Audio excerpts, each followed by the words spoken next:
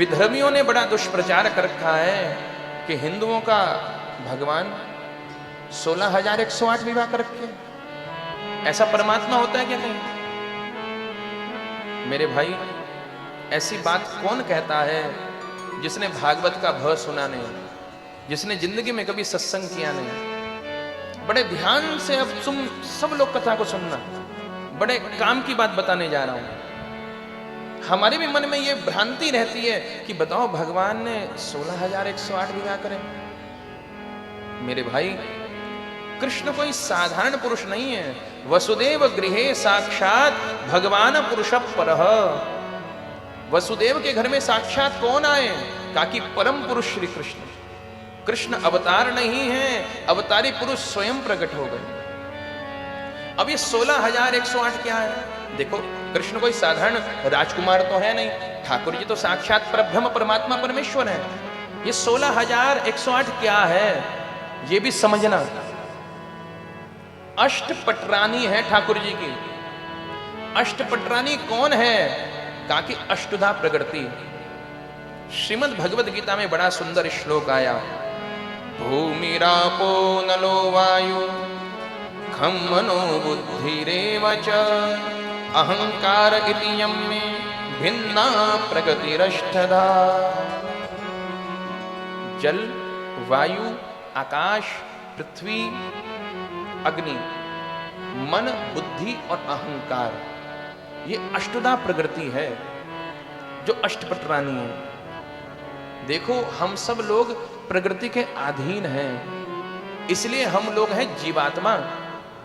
और जो प्रकृति को पत्नी बनाकर अपने अधीन रखे उसका नाम है परमात्मा।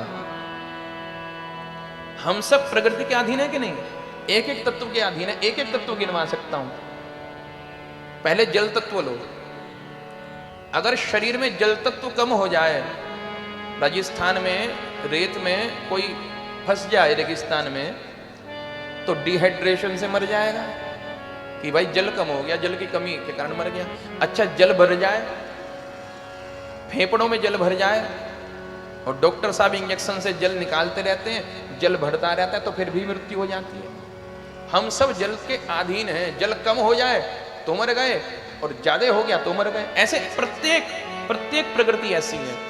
अर्थात हम सब जल के अधीन हैं, अष्टधा प्रकृति के अधीन है।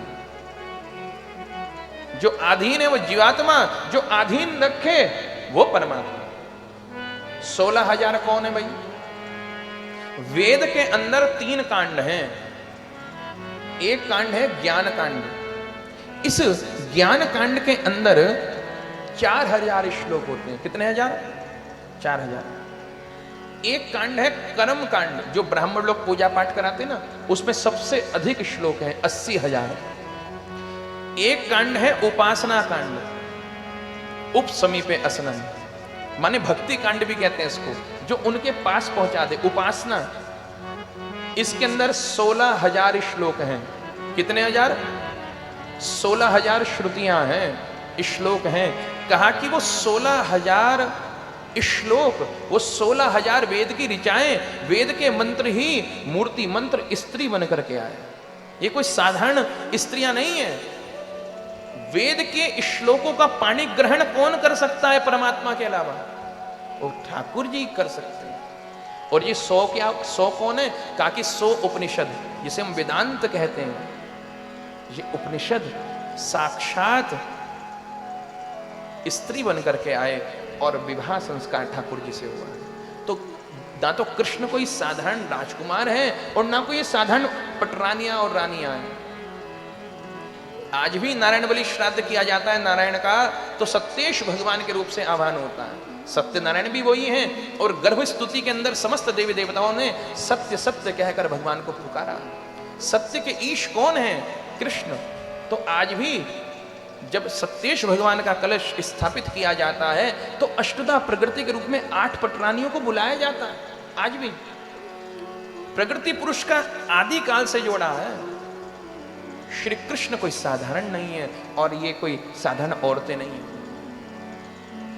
देखो, प्रत्येक रानी से भगवान के 10 पुत्र प्रत्येक रानी पटरानी से, और एक पुत्री हुई है। अब हिसाब किताब लगा लेना, 16,108 को 10 से गुना कर लेना। 16,108 तो पुत्री हैं और बाकी पुत्र हैं। और फिर भी भगवान योग योगेश्वर हैं कि क्यों? जैसे साधारण मनुष्य के बच्चा होता है ना, ऐसे भोग के द्वारा, ऐसे नहीं। भगवान ने वेद श्रुति भोग नहीं, भगवान तो योग योगेश्वर हैं, संकल्प से सृष्टि बनाते हैं। इस दुनिया को संकल्प सृष्टि कहते हैं। वेद में आया कि भगवान ने कहा एको हम भविष्याम, मैं एक से अनेक हो जाऊं। केवल सोचा और सोचने मात्र से क्षणार्ध, नैनो सेकंड में, आधे सेकंड में पूरी दुनिया बन गई। भगवान ने कोई छेनी हथौड़ी लेकर के दुनिया बनानी नहीं शुरू करी थी, संकल्प से बनाई है। तो संकल्प से ये सब प्रकट हो रहे हैं। जैसे प्रद्युम्न जी हैं। प्रद्युम्न कौन है? कामदेव का अवतार है। कल सुना था ना, महाराष्ट्र में कामदेव आया हारा और कहता है प्रभु मैं आपके घर पुत्र बनकर के आना चाहता हूं। तो 33 कोटि देवी देवता जो है ना, 33 करोड़, ये सभी यहां पर अवतार ले रहे हैं। ये कोई साधारण बच्चे नहीं है, ये भोग से नहीं, ये योग से प्रकट हो रहे हैं। 16,108 भगवान के विवाह हुए। कहा कि एक विवाह और हुआ। मेरे भाई इस बात को तो और ध्यान से सुनना। आजकल विधर्मियों ने दुष्प्रचार किया और हिंदू नवयुवक भी इस बात को कहने लगे। बड़ी शर्म की बात है। कहने लगे कि भैया 2 होनी चाहिए, एक घरवाली और एक बाहर वाली, एक पत्नी और एक गर्लफ्रेंड। और उदाहरण क्या देते हैं? कृष्ण भगवान का, कि देखो रुक्मणी तो पत्नी थी और राधा से उनका विवाह नहीं हुआ। इससे बढ़कर कोई पाप की चर्चा हो नहीं सकती। ये विधर्मियों के फैलाए हुए प्रोपोगेंडा हैं। आईटी सेल काम कर रही है, मैंने आपको बीच में बताया भी था। और हिंदू इस बात को शेयर कर रहा है, आपस में चर्चा कर रहा है। क्यों? मैंने आपको बताया था, कोई ऐसा मुसलमान भाई नहीं जिसने कुरान ना पढ़ी हो, कोई ऐसा ईसाई भाई नहीं जिसने बाइबल ना पढ़ी हो, कोई ऐसा सरदार सिख भाई नहीं जिसने गुरु ग्रंथ साहब ना पढ़ा हो। ये तो हिंदुओं को फैशन खा गया। अभी मैं आपसे कहने लगूं, कितनों ने भगवत गीता पढ़ी है? जरा हाथ खड़ा कर दो। कितनों ने भागवत पढ़ी है? तो वो 2-4 ही हाथ खड़े होंगे। आज बड़ी शर्म की बात है, हिंदू ने अपने धर्म का ज्ञान लिया है नहीं, उसको फैशन खा गया। मुस्लिम भाई को गोल टोपी लगाते हुए शर्म नहीं आएगी, सरदार भाई को पगड़ी बांधते हुए शर्म नहीं आएगी, करनी भी नहीं चाहिए। किसी ईसाई भाई को क्रॉस टांगते हुए शर्म नहीं आएगी, हिंदू को तो तिलक लगाते हुए बहुत शर्म आएगी। अरे हम तो चलो संप्रदाय से दीक्षित हैं, इसलिए संप्रदाय का, रामानंद संप्रदाय का तिलक लगाते हैं। तुम इतना बड़ा नहीं लगा सकते, छोटी सी बिंदी लगा लो। किसी हिंदू का मस्तक शून्य नहीं होना चाहिए। आज हिंदू को तिलक लगाते हुए शर्म आती है, हिंदू को चुटिया रखते हुए शर्म आती है। फैशन बाकी को तो नहीं आ रही, ये सारा फैशन किस पे चढ़ गया? हिंदू पे।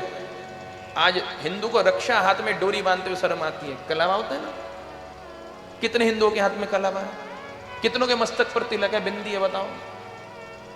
फैशन खा गया। कहने लगे कि राधा रुक्मिणी की तरह, कि राधा से विवाह थोड़ी ना हुआ। मेरे भाई पहले हम ये समझें कि श्री राधा रानी कौन है। राधा और कृष्ण 2 नहीं हैं, ये एक ही सिक्के के 2 पहलू हैं। हाँ? एक ही सिक्के के 2 पहलू। तत्वतः मूलतः ये एक ही हैं, ये 2 नहीं है। पुराणांतर्गत वर्णन आता है कि एक बार ठाकुर जी गोलोक धाम में जा रहे थे। दर्पण के अंदर, शीशे में, आईने में ठाकुर जी ने अपने स्वरूप को देखा। श्री कृष्ण अपने स्वरूप पर ही मोहित हो गए। अपने एक्स को, अपनी छाया को स्टिल कर दिया, रोक दिया दर्पण में, और ठाकुर जी को अपने स्वरूप का श्रृंगार करने लगे स्त्री के रूप में। लालिमा लगाने लगे, थोड़ी पलके बड़ी कर दी, सुंदर गोरा रंग कर दिया। भगवान तो थोड़े श्यामल हैं, उसको गोरा बना दिया। और जब वो प्रकट हुई तो वही श्री राधा रानी है। बोली श्री राधा रानी की जय। तो राधा और कृष्ण कोई दो है ही नहीं भैया। हमको आपको किसको विवाह करना तो दो पर्सनैलिटी की जरूरत पड़ेगी, एक मैं, एक कोई अन्य, या आप और कोई अन्य, है ना। मैं खुद से विवाह तो नहीं कर सकता, आप खुद से विवाह नहीं कर सकते, तो श्री कृष्ण स्वयं से विवाह कैसे करेंगे बताओ। भगवान का ही स्वरूप श्री राधा रानी है, अभिन्न है, उनकी शक्ति है, वो दो नहीं है। ध्यान से सुनना, कृष्ण को पता था कि आगे कलयुग आएगा और ऐसे फैशनेबल हिंदू होंगे, सब नहीं कुछ, बाकी सब लोग तो तिलक चुटिया सब करते हैं, माला करते हैं, कंठी पहनते हैं, सब करते हैं, लेकिन कुछ आएंगे और जो ज्यादा अंग्रेजी पढ़े लिखे होंगे, मॉडर्न होंगे, हाँ? और दूसरे विदर्भियों के चक्कर में पढ़ करके खुद ऐसी बात कहेंगे कि दो होनी चाहिए, एक बाहर वाली एक घर वाली, कि किसकी की तरह, कि कृष्ण की तरह। बताओ, इसलिए भगवान को श्री राधा रानी से भी विवाह करना पड़ा, इस कलयुग के हिंदू के कारण, ऐसे पखंडी हिंदुओं के कारण, ऐसे कुसंगी के कारण, जो जिन्होंने सत्संग जिंदगी में नहीं करा। एक ग्रंथ है गर्ग संहिता, जिन गर्गाचार्य जी ने भगवान का नामकरण संस्कार कराया ना, वो गर्ग संहिता, गर्ग संहिता पढ़ो। भागवत में तो वर्णन नहीं है, गर्ग संहिता में बरसाने और नंद गांव के बीच में एक गांव है जिसका नाम है संकेत वन। आप बरसाने गए, नंदगांव भी गए होंगे, बीच में नोटिस बोर्ड लगा है, देखना, संकेत वन। इसका नाम संकेत वन क्यों है? गर्ग संहिता में वर्णन आता है कि ब्रह्मा जी संकेत वन में आए, बिल्कुल बीचों बीच नंदगांव से संकेत किया है, कन्हैया जी को संकेत इशारा करके बुलाया, और बरसाने से राधा रानी को इशारा करके बुलाया, और वहां से भांडीर वन ले गए। भांडीर वन कहाँ है? मथुरा से आगे एक गांव पड़ता है माठ, और माठ से आगे एक गांव पड़ता है भांडीर वन। और भी बहुत सारी लीलाएं हुई हैं भांडीर वन में, दुर्वासा आदि की, अब उनका कहने का समय नहीं अभी। तो राधा और कृष्ण को बरसाने और नंदगांव से गर्गाचार्य जी लेकर गए हैं भांडीर वन, और वहां पर विवाह संस्कार संपादित हुआ है। आज भी आप जाएंगे तो वृक्षों की आपस में ना गठजोड़ बना हुआ है, 4 स्तंभ विवाह के वृक्षों के रूप में, वो 5000 वर्ष पुराने वृक्ष हैं। हर जगह हर मंदिर में राधा और कृष्ण भगवान साथ साथ खड़े रहते हैं, ऐसी मूर्ति होती ना। वर्ल्ड में केवल एकमात्र टेम्पल, एक मंदिर ऐसा भांडीर वन में है कि श्री राधा रानी की मांग भर रहे हैं ठाकुर जी, मांग में सिंदूर लगा रहे हैं। आजकल तो गूगल का जमाना है, गूगल करके देख लो भांडीर वन।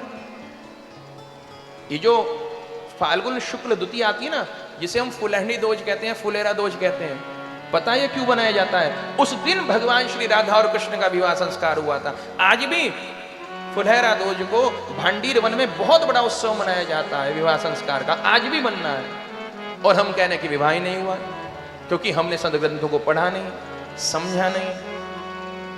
हमने, हिंदू ने अपने बच्चे के अंदर तमोगुण डाल दिया। बेटा जाकर के बाहर से एक सिगरेट लिया ना, डिब्बी लिया ना, बीड़ी बंडल माचिस लिया ना, ये लिया ना, शराब है, जरा फ्रिज से शराब निकाल देना। बच्चे को हमने सिगरेट लेने के लिए भेजा, बीड़ी लेने के लिए भेजा, तो एक ना एक दिन वो सूखता मारना प्रारंभ कर देगा, कश लगाएगा। हम उसके आगे लड़ाई झगड़ा करते हैं, गाली देते हैं, डंडा चलाते हैं, तो वो भी चलाना सीख जाएगा। तमोगुण डाल दिया, रजोगुण डाल दिया बच्चे के अंदर हमने, हिंदू ने, कि बेटे ये सिनेमा हॉल है, यहां से टिकट मिलेगा, यहां से पिक्चर देख।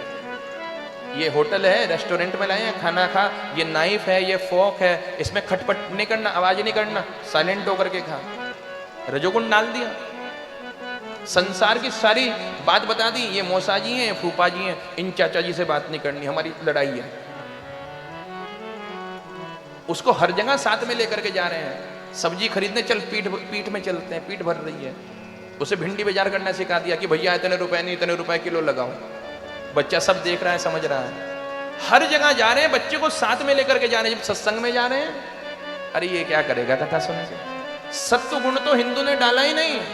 मुस्लिम भाई फिर कहना पड़ रहा है मुझे कि हर शुक्रवार को अपने बच्चे को लेकर के जाते हैं, नमाज पढ़ाते हैं, अपने धर्म का संस्कार डालते हैं। इतवार को ईसाई लेकर के जाता है, प्रेयर करवाता है चर्च में।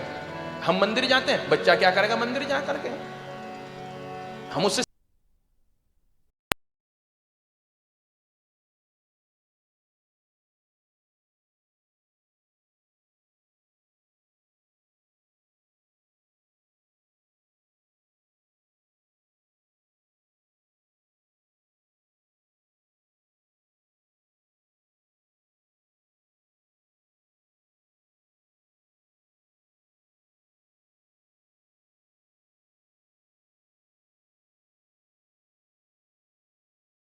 पंडित जी को खीर खिलवाओ कि कैसे खीर में तुलसी दल डाला जा रहा है, जल में जल डाला जा रहा है, काले तिल से आह्वान किया जा रहा है, कैसे कैसे श्राद्ध किया जा रहा है। नहीं तो बच्चा क्या सोचेगा कि हमारे यहाँ श्राद्ध होता ही नहीं। बचपन में स्कूल गया, बाद में कॉलेज गया, हाई क्वालिफिकेशन के लिए बाहर गया, उसके बाद में उसकी बाहर जॉब लग गई। जब हम मर गए कहा कि बेटा श्राद्ध कर दो। ना जी, हमने तो कभी नहीं देखा। हम तो पिताजी के साथ पिक्चर देखने तो गए, पिक्चर तो हमारे यहाँ देखने का रिवाज है, हमारे यहाँ भिंडी खरीदने का रिवाज है, बाजार जाने का रिवाज है, रेस्टोरेंट। पिताजी ने तो कभी नहीं दिखाया हमें कि हमारे घर में श्राद्ध होता है। हमारे पिताजी नहीं करते तो हमारे बाबा जी भी नहीं करते होंगे, वो हमारा श्राद्ध भी नहीं करेगा, हमको ही पिंड पानी नहीं मिलेगा। तो पितरों की पूजा एक दिन कम से कम रोक करके उसको दिखाओ। साल भर में एक बार जो सत्यनारायण भगवान की पूजा करो ना, तो बच्चे को जरूर रोको। वो एक दिन में ही पढ़ के इंजीनियर नहीं बन जाएगा, उसको ही आगे बैठाओ, उसके हाथ से आरती करवाओ, पूजा करवाओ, जिससे उसके अंदर सत्व गुण के संस्कार आए। ये बड़ा आवश्यक है, नहीं तो वो पूजा पाठ नहीं करेगा।